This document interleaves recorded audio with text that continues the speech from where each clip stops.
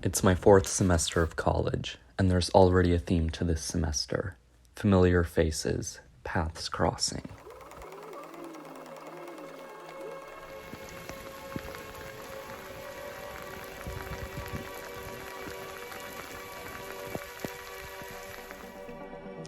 My first class, I bumped into someone I had met last spring semester. I liked them because in class they tried to talk to people, answer questions, instead of sitting deadpan. But there was another person from last fall semester, whom I didn't talk to but that seemed interesting, energetic and sharp. I'm certain we made eye contact. The next day, I walk into my 8 a.m. and across the room I see another person from last spring semester. I felt we were becoming friends, but then summer happened, and none of us reached out. I don't know if they noticed me, but it was last week when we finally passed each other by and they said hi. We're both observers, I think. Just as class was about to start, I heard someone come in and ask if they could sit next to me. I turn and see that it's the person from last fall semester that I didn't talk to, but that day I finally got to know them a bit. Before now, each semester has felt standalone. No connection, no continuing storylines.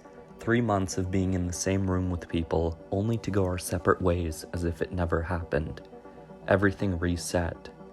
But now, if paths are crossing, what does it mean? A second chance? Fate calling? It's what you want it to be. But it's not my goal to be friends with all these people. I'm just interested in connecting with other people and learning who they are. No expectations. I also want to show myself more.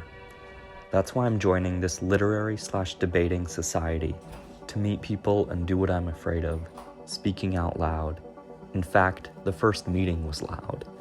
It was in a room with yellow painted walls, wooden chairs, and a podium. Constant chatter, quirks such as stomping, ruling to fail the secretary's opening speech. This new thing feels so uncomfortable. I remember the unusual feeling of excitement but sadness for leaving my comfort zone. But I felt more connected that night than all past 3 semesters.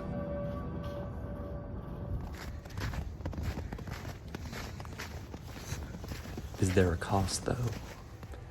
This past Thursday, I pushed myself to attend a career fair. I was dreading it, but it went okay, so I got this rush of adrenaline. I had to follow up with the people I talked to later in the evening, but on Thursdays I have a 6 p.m. discussion and then my club meeting from 8 to 10:30. I had to drive to campus because discussion is on the farthest side from where I live. I also had to pack dinner. Caught up in excitement, I finished getting ready a little too late.